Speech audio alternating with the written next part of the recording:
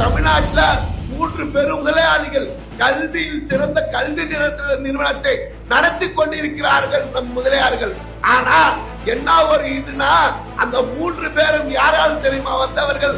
கடையேழு வள்ளல்களில் 8வது வள்ளலாக வாழ்ந்து மறைந்த புரட்சி தலைவர் எம்ஜிஆர் அவர்களால் வந்தவர், அவர்களால் வாழ்வு பெற்றவர்கள். எம்ஜிஆர் தன்னை நாடி வந்தவர்களுக்கெல்லாம் உணவு அருந்தி விட்டு தான் அவர் வந்து மற்றவங்களை சந்திப்பாராம். ஆனா இந்த 3 பெரிய கல்வி நிறுவனங்கள் நடத்துறவருங்க இன்னைக்கு காலையில அரசாங்கம் சிறுவர்களுக்கு சிற்றுண்டி வருகிறது, லட்ச லட்சமா பணத்தை வாங்கி கொண்டிருக்கிற நம் இனத்துல தவறி பிறந்துட்டு அந்த 3 பேரு கல்வி நிறுவனத்தை காலையில 5 மணிக்கெல்லாம் பிள்ளைங்க போறாங்க. அந்த பிள்ளைகளுக்கு உணவு வழங்குறது இல்ல. அந்த இந்த நீதி சங்கத்தின் சார்பா ஒரு பேச்சாளனா ஒரு தொண்டனா உங்களிலிருந்து அணுகோல் இருந்த அந்த 3 பேருடைய காதல இந்த கோரிக்கை விழுந்தோம். நீங்க எம்ஜிஆரால் உங்கள் வாழ்க்கை இன்று பெரும் முதலாளிகளா பணக்காரரா இருக்கிறீங்க. அந்த பிள்ளைகளுக்கு காலை உணவு வழங்குகிறதுக்கு முதல் கோரிக்கை. 2வது கோரிக்கை என்ன தெரியுமா? இந்த முதலாளி இனம் பெருமை வாய்ந்த இனம். இந்த இனம் தனக்கு கஷ்டம் யார்கிட்ட கையேந்தாத இனமும் இந்த முதலியார் இனத்தையா. இந்த முதலியார் இனத்துல ஏழை எளியவெல்லாம் இருக்கிறான், படிக்க வைக்க முடியல. பிள்ளைக்காக தான் தாய் வீட்டு வேலை செய்து கூட தான் பிள்ளைய படிக்க வைக்கிறான். அப்ப கூட அவன் தப்பாவோ போகவே மாட்டான். அதோட அந்த தகப்பன் இருக்கிறானு கூலி வேலை செய்தால் தான் பிள்ளைய படிக்க வைக்கிறான். அப்படி படிக்கிற ஏழை எளிய பிள்ளைகளுக்கு வருஷத்துக்கு 10 பிள்ளைகளை, முதலியார் பிள்ளைகளை எந்த கட்டணமும் இல்லாம இலவசமா படிக்க வச்சுனா இந்த இனம் மேலும் மேலும் வளருமே, ஒரு படிச்ச இனமா இந்த இனம் வளருமே அப்படின்ற கோரிக்கைய 3 முதலாளிகள், பெரும் முதலாளிகள் இருக்கிறார்கள் அல்லவா? ஐசரி கணேஷ், பிஏடி விஸ்வநாதன், ஏசி சண்முகம், அந்த 3 பேர்களுக்கும் இனத்தின் கடகோடி இருக்கிற ஒரு தொண்டை கோரிக்கை வைக்கிறான். இதோ காந்தி தலைவர், என் தலைவர் அதை சாதித்து காட்ட புறப்பட்ட புயலாக அமர்ந்திருக்கிறான். என் தலைவர் செய்து காமிக்கிறான் கோரிக்கை வைக்கிறேன். முதலியார் இனம்தான் இந்த தமிழகத்திற்கு, இந்த செங்கல்பட்டு மாவட்டத்தை கட்டி எழுப்பிய ராஜாச்சல முதலியார் அவர்களை வணங்கிவிட்டு வந்துதான் நாம் இந்த ஆலோசனை கூட்டத்தையே நாம் நடத்தி கொண்டிருக்கிறோம். அதாவது ஒரு நகரம் உருவாவதற்கு தன்னுடைய சொந்த நிலத்தையே கொடுத்து தன் உழைப்பால், உதிரத்தால், ரத்தத்தால், வேர்வையால் தன்னுடைய சொத்தை அன்னத்தையும் மக்களுக்காக, பொதுமக்களுக்காக பயன்பட வேண்டும் என்று நம் திருத்தணியிலிருந்து குமரி வரையில் உள்ள முதலியார்கள் தன் இடத்தை எல்லாம் மக்களுக்காக வாரி வழங்கு.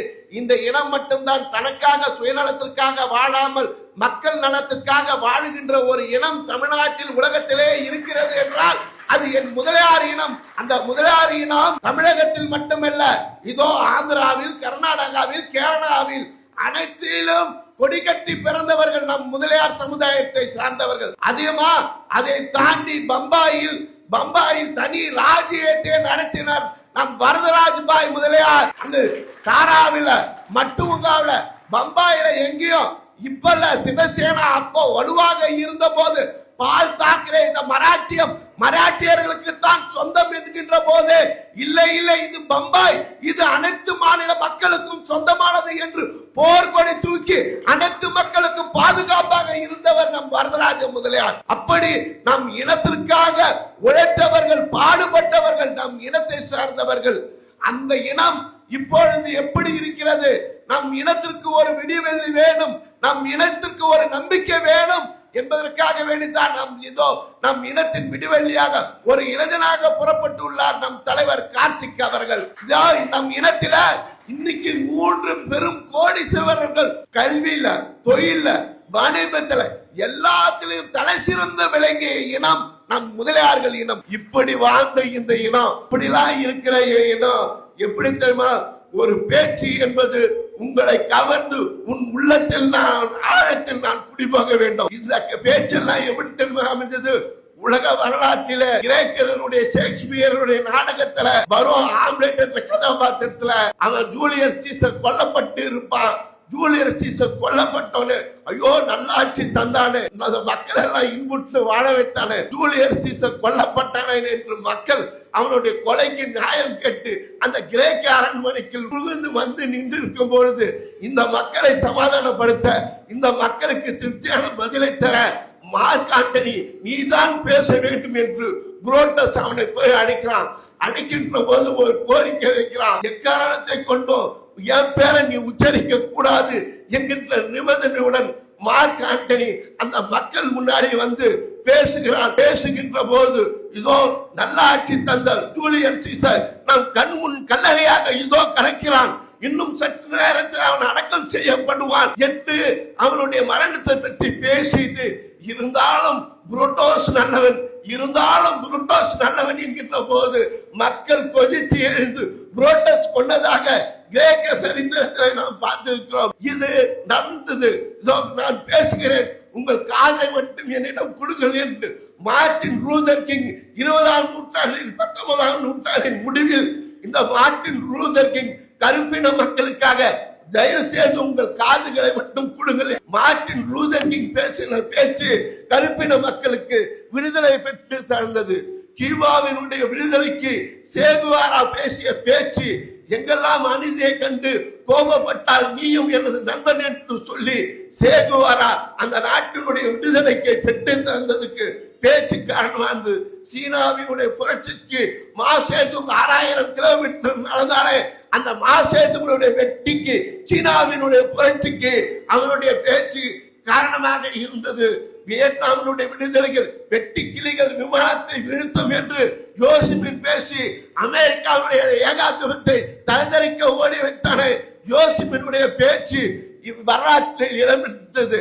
அதே போல் நாம் பேசுகின்ற மொழியை நம் இனத்துக்கு சொந்தக்காரன் இதோ தனி இடத்தில் இலங்கையில் 5 பேரோட வண்டி காட்டில் போட்ட என் ஈழ தலைவன் என் தலைவன் பிரபாகரனுடைய கார்த்திகை 27 என் தலைவர் அவர்கள் தன்னுடைய சேனலில் தன்னுடைய இன்டர்நெட்டில் சமூக வலைதளத்தில் ஒரு பதிவை போட்டிருந்தார்.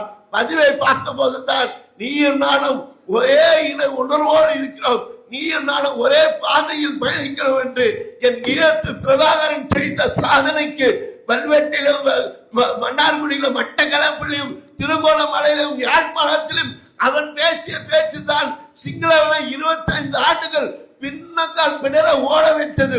ஒரு தமிழன் அழிக்க உலக நாடுகள் எல்லாம் ஒன்று சேர்ந்து 21ஆம் நூற்றாண்டின் மிகப்பெரிய துயரம் நம் இனத்துக்காரன் ஒரு நாடு பெற முடியாமல் போனது.